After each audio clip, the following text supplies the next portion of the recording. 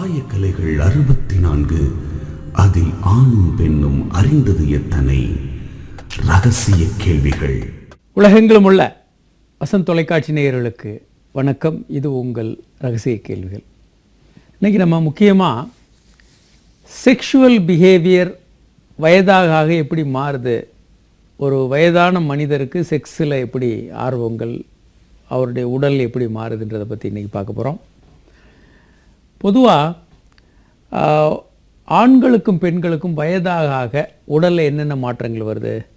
ஆண்களை பொறுத்த வரைக்கும் நீண்ட நேரம் தூண்டுதல்கள் அவங்களுக்கு தேவைப்படுது. செக்ஸை பொறுத்த வரைக்கும் நேரடியான ஆணுறுப்ப தூண்டுதல் தேவைப்படும்.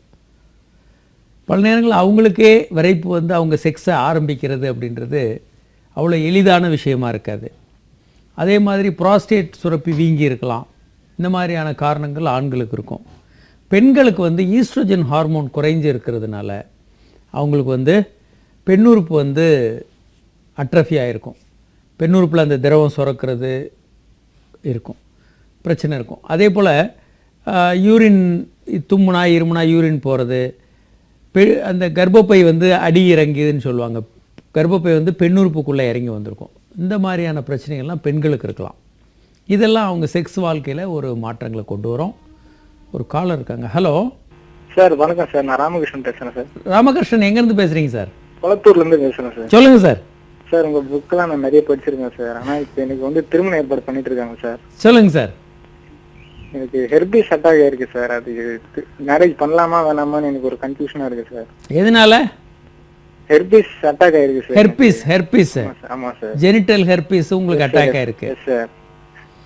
அதாவது கல்யாணத்துக்கு அப்புறம் நான் செக்ஸ் பண்ணும்போது ஒய்ஃபுக்கு தெரிய வந்து ஏதாச்சும் பிரச்சனை ஆகுமா, ஃபேமிலி லைஃப்ல குழந்தை எப்படி அப்படின்ற ஒரு மனக்குழப்பத்திலே இருக்கு சார். இது ஒரு சிக்கலான விஷயங்க. அதனால தான் நாங்கள் என்ன சொல்கிறோன்னா, திருமணத்திற்கு முன்பு தேவையில்லாமல் உடல் உறவில் ஈடுபடாதீங்க அப்படின்னு சொல்கிறோம். பல இளைஞர்கள் வந்து இது தெரியாமல் திருமணத்திற்கு முன்பே ஒரு அனுபவம் வேணும்னு நினைக்கிறாங்க. யாராவது தவறாக வழி நடத்தப்படுறாங்க. திருமணத்திற்கு முன்பான உடல் உறவை முற்றிலுமாக தவிர்க்க வேண்டும். சுய இன்பம் பண்ணிக்கலாம், ஒரு தப்பு இல்லை. அப்போது நீங்கள் திருமணத்திற்கு முன்பு உடல் உறவில் ஈடுபடும் போது தேவையற்ற பிரச்சனைகள் வரலாம். இப்போ உங்களுக்கு ஹெர்பிஸ் வந்தது அப்படின்னா, ஹெர்பிஸ் ஜெனிட்டாலிஸ்னு பேர். உங்கள் மனைவிக்கும் இது கண்டிப்பாக பரவும். ஏன்னா ஹெர்பிஸ் வரும்போது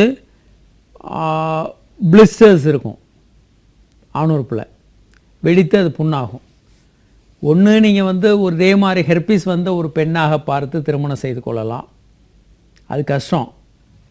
விளம்பரம் கொடுத்து ஹெர்பிஸ் வந்த ஒரு பெண்ணை கண்டுபிடிக்கணும். இரண்டாவதாக, நீங்கள் எப்போதுமே காண்டம் வச்சு செக்ஸ் பண்ணலாம். ஐயுஐ போன்ற முறைகளில் குழந்தை பெற்றுக்கலாம். குழந்தைய உங்கள் மனைவிக்கு ஹெர்பிஸ் வந்ததுன்னா டெலிவரி பண்ணும்போது அவங்க சிசேரியன் பண்ணி தான் டெலிவரி பண்ணணும் குழந்தைய. நார்மல் டெலிவரியில் போகும்போது குழந்தைக்கும் பரவலாம். அதனால் சிசேரியன் தான் பெட்டர். ஸோ இந்த பிரச்சனைகள்லாம் இருக்குது. சரி, இப்போது செக்ஸ் பிஹேவியர் வந்து ஆண்களுக்கு என்னென்ன மாதிரி இருக்கும், ஆண்களுக்கும் பெண்களுக்கும் உடலில் என்ன மாற்றங்கள் வரும்னு இப்போ பார்த்தோம். அவர்களுடைய பிஹேவியரில், பழக்கங்களில் என்ன பிரச்சனை வரும். ஆண்கள் வந்து ரொம்ப அவங்க பார்ட்னரை வந்து ஒரு உச்சகட்டத்துக்கு கொண்டு போகணும்னு நினைப்பாங்க. அதே மாதிரி செக்ஸ் பண்ணுறதுன்றது வாழ்க்கை, தான் ஒரு ஆணாக இருக்கிற, தான் வாழ்கிறேன் அப்படின்றதுக்கு ஈக்குவலாக பார்ப்பாங்க. செக்ஸ் இல்லைன்னா அது வாழ்க்கையே இல்லை, தான் ஆணாக ஃபீல் பண்ணலன்ற ஒரு ஃபீலிங் ஆண்களுக்கு வந்துடும். பெண்களை பொறுத்த வரைக்கும் செக்ஷுவல் பெரிய அளவுக்கு ஒரு பாதிப்பு ஏற்படுத்தாது. ஒரு காலத்தில் நான் செக்ஸ் பண்ணிக்கிட்டு இருந்தேன் அப்படின்ற அளவில் அவங்க அதை நினச்சிட்டு இருப்பாங்க. பார்ட்னர், பல நேரங்களில் பார்ட்னர் இருக்க மாட்டாங்க. பார்ட்னர் டைவர்ஸ் ஆகிருக்கலாம், இறந்து போயிருக்கலாம், அல்லது பார்ட்னரால் செக்ஸ் பண்ண முடியாமல் இருக்கலாம். இப்படி பல காரணங்களால் பெண்கள் வந்து ஒரு காலத்தில் நான் செக்ஸ் பண்ணியிருக்கேன் அப்படின்ற ஒரு இனிமையான நினைவுகளோடு இருக்கிறத பார்க்கலாம். அதே போல் படங்களெல்லாம் பார்க்குறீங்க, ஜோக்காக என்ன பண்ணுறாங்கன்னு. அதே போல் பல விஷயங்கள் என்னென்னா, இவங்களுடைய மார்பகங்கள் பெண்களுக்கு சுருங்கி போயிருக்கும். அதே மாதிரி கர்ப்பப்பையில் பிரச்சனைகள், மார்பகங்களில் கேன்சர், இந்த மாதிரியான பல்வேறு காரணங்களும் பெண்களுக்கு வரலாம். இதில் செக்ஸ் பிரச்சனைகள் அப்படின்னு அவங்க இருக்கும்போது தரவாக அவங்களுக்கு செக்ஸில் வந்து சில நேரம் மனைவி செக்ஸ் வேணான்னு சொல்கிறாங்க. கணவர்களுக்கு வந்து பல நேரங்களில் கோபம் வரும். பெண்கள் செக்ஸ் வேணான்னாங்கன்னா தங்களையே ரிஜெக்ட் பண்ணுறதா நினைப்பாங்க. அப்படி இல்லாமல் இதை எப்படி சரியாக பார்க்கறதுன்னா, பெண் அவங்களுக்கு வலி இருக்குதா, எந்த அளவுக்கு சிவியராக செக்ஸ் பண்ணும்போது பெயின் இருக்குது அப்படின்றத பார்க்கணும். ஒரு காலர் இருக்காங்க. ஹலோ. ஹலோ, வணக்கங்க சார். வணக்கம். யார் எங்கேருந்து பேசுகிறீங்க சார்? சார் நான் சேலம்லேருந்து சரவணன் பேசுகிறேங்க சார். சொல்லுங்கள் சார். நமக்கு விந்து அடிக்கடி வெளியே போயிட்டு இருக்குங்க சார். விந்து தூக்கத்தில் வெளியே வருது? தூக்கத்தில் வெளியே வருதுங்க சார். அதாவது லேடிஸ் யாராவது டச் பண்ணாலும் விந்து வெளியே வருதுங்க சார். பெண்கள் வந்து சொல்லுங்க. பெண்கள் டச் பண்ணால் ஆணுறுப்புலேருந்து பொதுவாக ஒரு எக்ஸைட் ஆகும்போது ஒரு பிசின் மாதிரி கொஞ்சமாக வரும். எஜாக்குலேஷன் இருக்காது.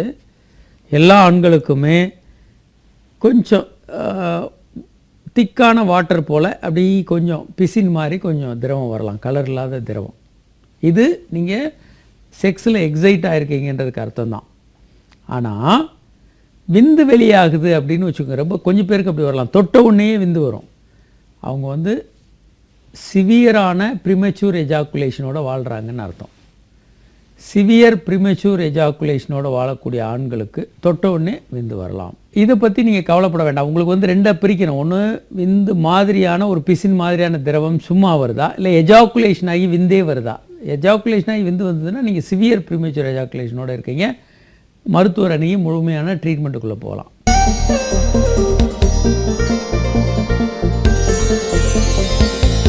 ரகசிய கேள்விகள் இடைவேளைக்கு பின் தொடரும்.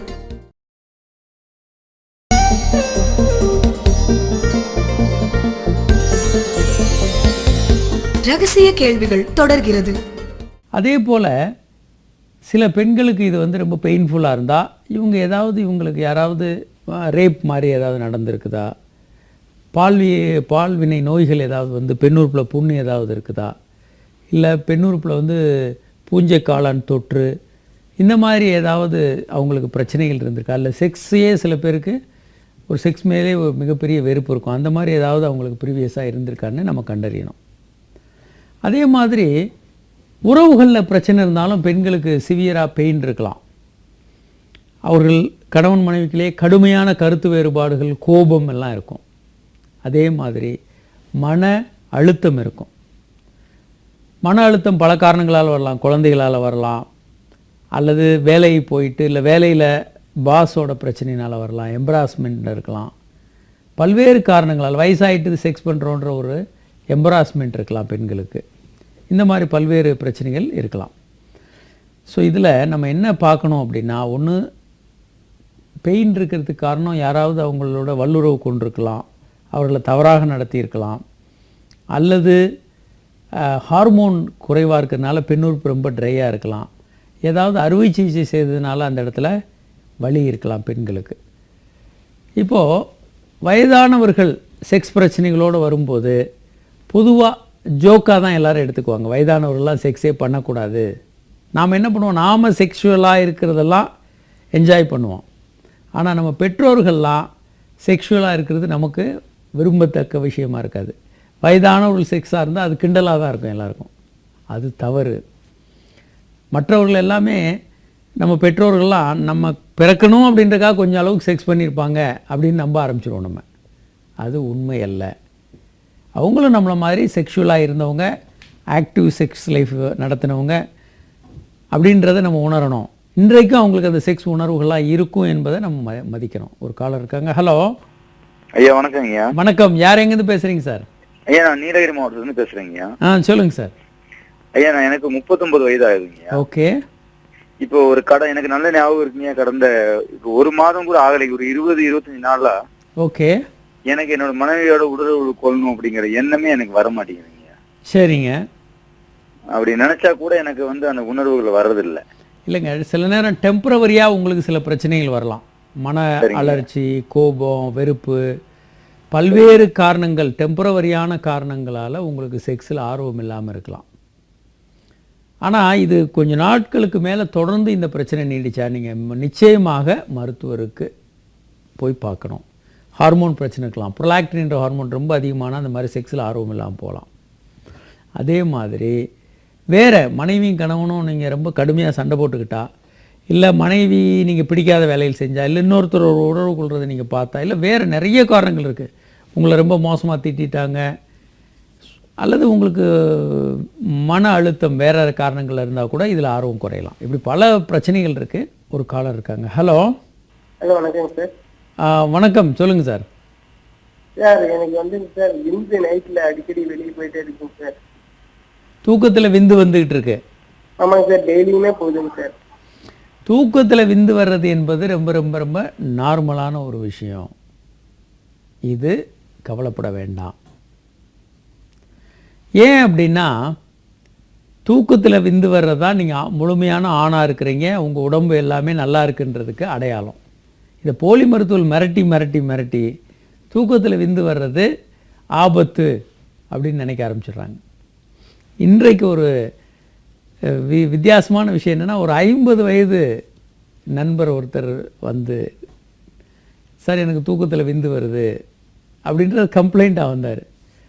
என்ன அப்படின்னா, இவர்களுக்கு சுய இன்பம் பண்ணாத ரேராக சில பேர் வந்து சுய இன்பம் பண்ண மாட்டாங்க.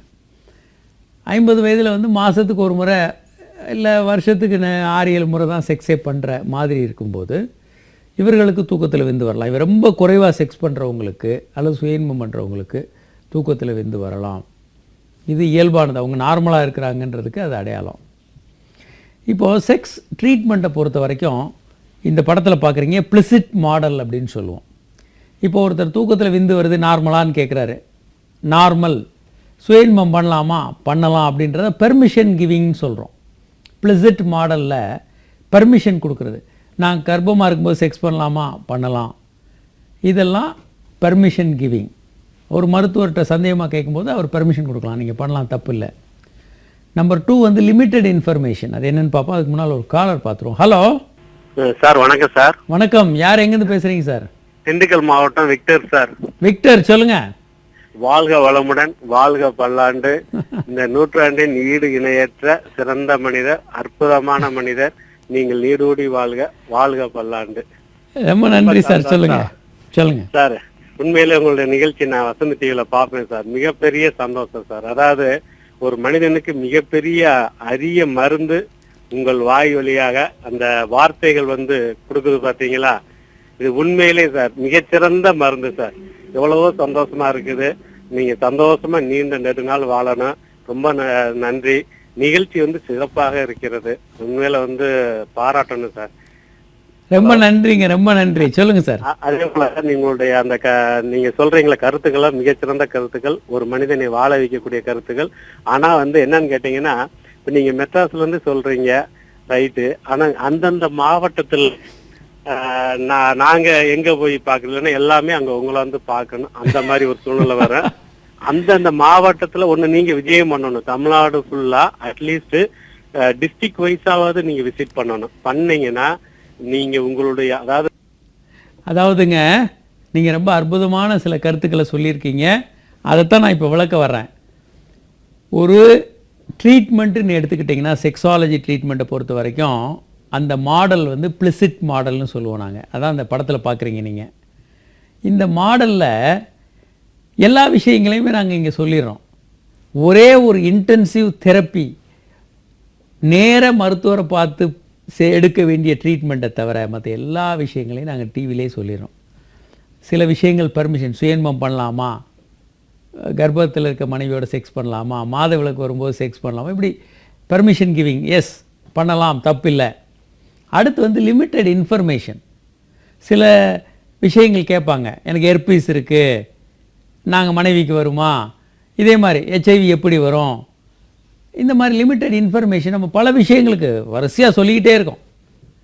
மூன்றாவது ஸ்பெசிஃபிக் சஜஷன், அதுவும் நம்ம சொல்கிறோம். இந்த மாதிரி மருந்துகள் சாப்பிடலாமா, இந்த மருந்துகள் என்ன விளைவுகள் வரும், இப்படி பல விஷயங்கள், பல்வேறு சந்தேகங்களை கேட்கும்போது தெளிவாக சொல்கிறோம். கடைசியாக இன்டென்சிவ் தெரப்பின்றது மருத்துவர் உங்களை பரிசோதித்து உங்களுக்கும் உங்கள் மனைவிக்கும் சேர்ந்து கொடுக்க வேண்டிய ட்ரீட்மெண்ட், சில தெரப்பியெல்லாம் இருக்குது. அல்லது உங்களை பார்த்து செக் பண்ணி டெஸ்ட்டுகள் பண்ணி கொடுக்க வேண்டிய தெரப்பி. அந்த ஒரு பார்ட்டுக்கு தான் நீங்கள் மருத்துவர் வரணும். மற்ற எல்லா விஷயங்களையுமே நம்ம வசந்த் டிவி மூலமாக நேரடியாகவே வாசகர்களுக்கு கொடுக்குறோம்.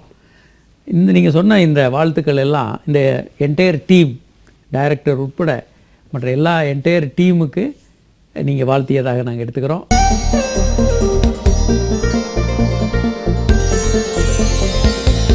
ரகசிய கேள்விகள் இடைவேளைக்கு பின் தொடரும்.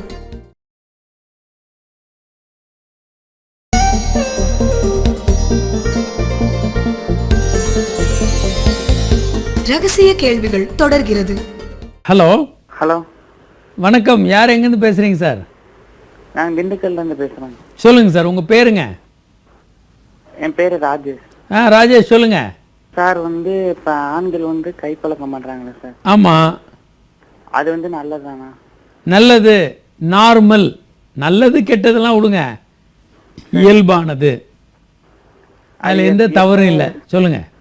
எத்தனை நாளைக்கு அந்த மாதிரி இதா இருக்காங்க? டெய்லி பண்ணலாம், வாழ்நாள் முழுவதும் பண்ணிக்கிட்டு தான் இருப்பாங்க. செக்ஸ் என்பது ஒரு ரொம்ப ஈர்க்கக்கூடிய ஒரு முக்கியமான விஷயம்.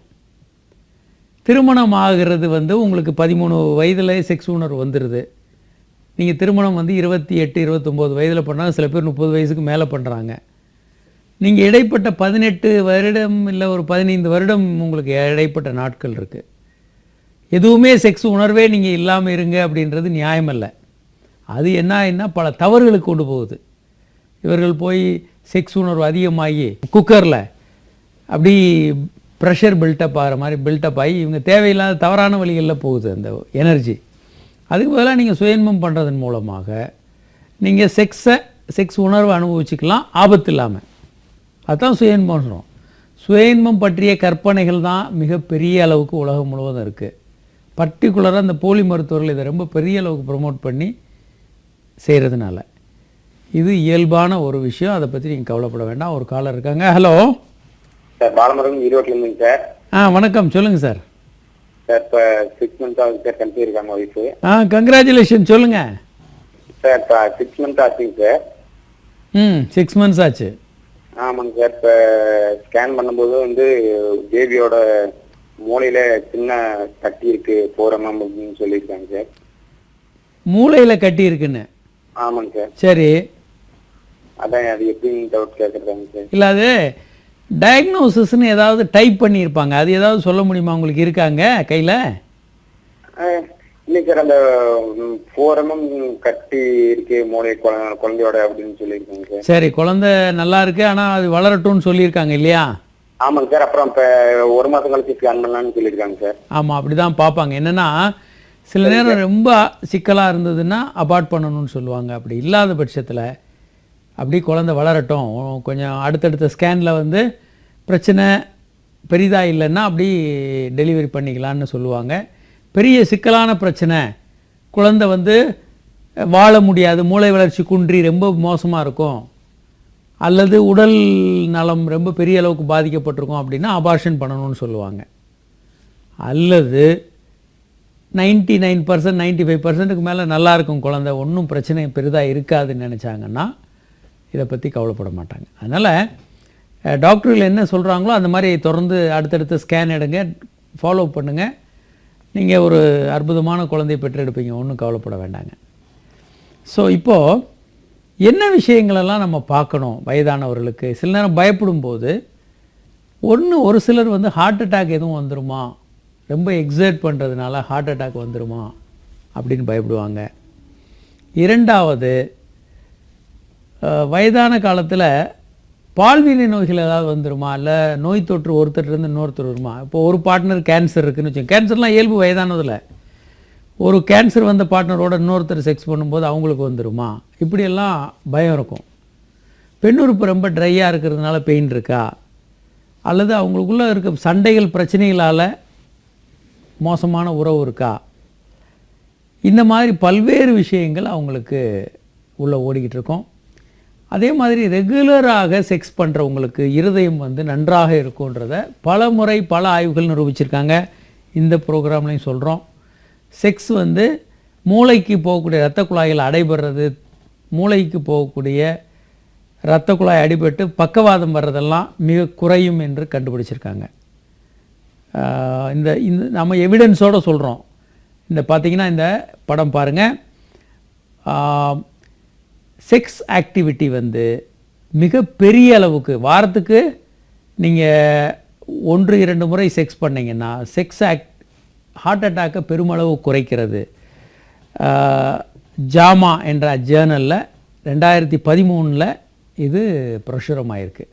எவிடன்ஸோடு சொல்கிறோம். நம்ம பல போலி மருத்துவர்கள் எதையாவது சொல்கிறாங்க, நாம் அந்த மாதிரி சொல்கிறதில்ல, எவிடன்ஸோடு சொல்கிறோம். ஜாமாவில் இந்த கட்டுரை பிரசுரமாக இருக்குது. அதே மாதிரி அவங்களுடைய வாழ்க்கை தரம் நன்றாக இருக்குது, அவங்க செக்ஸ் ரெகுலராக பண்ணுறவங்க. இது ஒரு ஸோ அடுத்து வயதான காலத்தில் சில நேரங்களில் பார்ட்னர் இறந்த பிறகு பல பேர் மற்றவர்களோட செக்ஸ் வச்சுக்கிட்டாங்கன்னா என்ன பிரச்சனைகளை எதிர்கொள்வாங்க? பால்வினை நோய்கள் அவங்களுக்கு வரலாம், ஹெர்பிஸ் வரலாம், சிஃபிலிஸ் வரலாம். ஒரு காலர் இருக்காங்க. ஹலோ. ஹலோ சார், வணக்கம். வணக்கம், சொல்லுங்கள் சார். சார், எனக்கு மேரேஜ் ஆகி 2 மாதம் ஆகுது. சொல்லுங்கள் சார். இன்னும் குழந்தை செட் ஆகுது. 2 மாதம் தானே ஆகுது? ஆமாம் சார். 1 வருடம் நீங்கள் பொறுத்திருக்கணுங்க. அதாவதுங்க, பல நேரங்களில் குழப்பம் நமக்கு நிறைய இருக்குது. தம்பதிகள் 1 வருடம் வரைக்கும் ரெகுலராக செக்ஸ் பண்ணணும், டெய்லி செக்ஸ் வச்சுக்கணும். 1 வருடம் செக்ஸ் வச்சும் குழந்தை இல்லைன்னா தான் அவங்க கவலைப்பட ஆரம்பிக்கணும். எனக்கு 2 மாதத்தில் பிரச்சனை இருக்குது, 3 மாதத்தில் குழந்தை இல்லைன்னு வருத்தப்படுறது தவறு. அதே மாதிரி 30 வயதிற்கு மேற்பட்ட பெண்கள் 6 மாதத்துலேயே டாக்டர் அணுகலாம் குழந்தை இல்லைன்னா. அல்லது சில நேரம் ரொம்ப லேட்டாக கல்யாணம் பண்ணிட்டு 4 வருஷம் எனக்கு நார்மலாக பிறக்கும், எங்கள் அம்மாவுக்கு அப்படி தான் லேட்டாக பிறந்ததுன்னு வேஸ்ட் பண்ணுவாங்க. அது பண்ணக்கூடாது. 35 வயதில் கல்யாணம் ஆகிட்டு ஒரு 4 வருஷம் எங்கள் அம்மாவுக்கெல்லாம் லேட்டாக தான் கர்ப்பமானவங்க அப்படி 39 வயதுக்கு நீங்கள் வெயிட் பண்ணிங்கன்னா 39 வயதில் கருமுட்டைகள் கிட்டத்தட்ட இல்லாமல் போயிடும், இல்லை தரம் மிக மிக குறைவாக இருக்கும். அதனால் நாம் விஞ்ஞானம் என்ன சொல்லுதோ அதை ஃபாலோ பண்ணணும். உலக சுகாதார நிறுவனம் என்ன வழிகாட்டுறாங்களோ அதை ஃபாலோ பண்ணி நம்ம ட்ரீட்மெண்ட் எடுக்கணும். அதே மாதிரி HIV போன்ற நோய்கள் வரலாம், கொனோரியா, கிளாமைடியா போன்ற நோய்களும் வரலாம். வயதானவர்கள் பார்ட்னர் இல்லாதப்போ வெளியே போய் செக்ஸ் பண்ணும்போது இந்த மாதிரி பல்வேறு பிரச்சனைகளை எதிர்கொள்ள வேண்டியிருக்கும். அதனால் இதை அவாய்ட் பண்ணலாம். இதற்கு பதிலாக சுய இன்பம் பண்ணலாம். வயதானவர்கள் செக்ஸ் மாதிரி பண்ணணுன்னா இப்போ உலகத்தில் பல பகுதியில் செக்ஸ் டம்மீஸே கிடைக்குது, அல்லது செக்ஸ் டார்ச்சின்னே இருக்குது. பெண்ணுடைய வாய் மாதிரி அது அமைப்பு இருக்கும், அதை வச்சு சுய இன்பம் பண்ணலாம். இப்படி பல்வேறு கருவிகள் இருக்குது. நீங்கள் வேறு பெண்ணை நாடி போகிறதுக்கு பதிலாக இந்த மாற்று விஷயங்கள், செக்ஸ் கருவிகள் மிகப்பெரிய அளவுக்கு உபயோகமான விஷயமா இருக்கும். இன்னும் நிறைய விஷயம் நம்ம தொடர்ந்து பேச போகிறோம். இந்த நிகழ்ச்சியில் இன்று எங்களோட பங்கு பெற இயலாத வாசகர்கள் உங்கள் கேள்விகள் எங்களுக்கு SMS மூலமாக அனுப்பலாம். 9841266666 என்ற எண்ணுக்கோ 94449444 என்ற எண்ணுக்கோ உங்கள் கேள்விகள் எங்களுக்கு SMS மூலமாக அனுப்பலாம். அல்லது hi@drkamaraj.net என்ற மின்னஞ்சல் முகவரிக்கு உங்கள் கேள்விகள் எங்களுக்கு மின்னஞ்சலில் அனுப்பலாம். மீண்டும் நாளை சந்திப்போம்.